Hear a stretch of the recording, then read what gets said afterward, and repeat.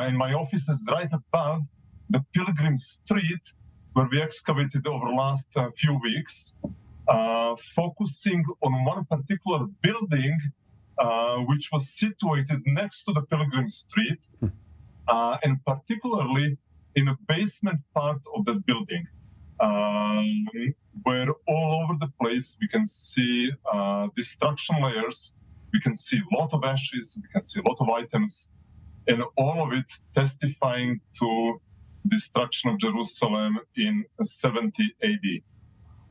Look, as you mentioned, these layers of destruction, the ash, the broken debris. I also understand there's been some coins found in places like the Judean desert, tying into this.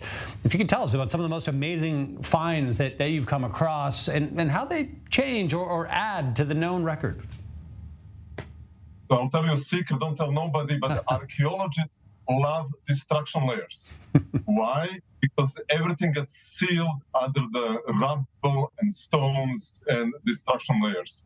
So true, once we reach a destruction layer, is it 70C or anything else, there is so much material sealed under the rubble. And we did find some coins. Some of those coins do belong to those four and few years of the Great Revolt. We cleaned them, we examined them. A number of other items like vessels, nails, bowls and jars, cut stones, you just name it. It's all there preserved in situ exactly as it was seconds before it was all destroyed in violent fire and destruction.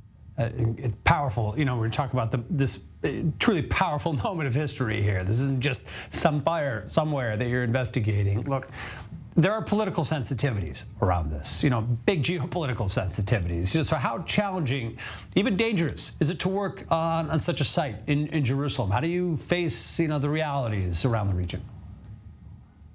Well, I try to focus on science. I'm a scientist, I'm an archaeologist, and we do stratigraphy, top-down excavation.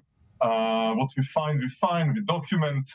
Hopefully, excavations, everything we have found and researched can help us learn about our past in order to better behave in the present and in the future.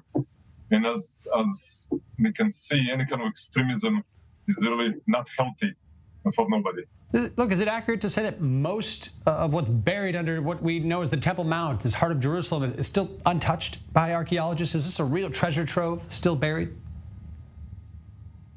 Yes, we don't really know. Very little was excavated, very little can be excavated right now, maybe in the future.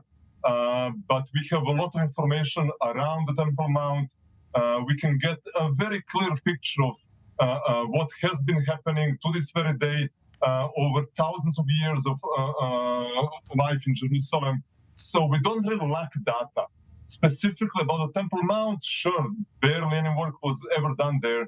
But surrounding the Temple Mount, there is no end of excavations, scientific data, books, articles, and so on. And we are very, very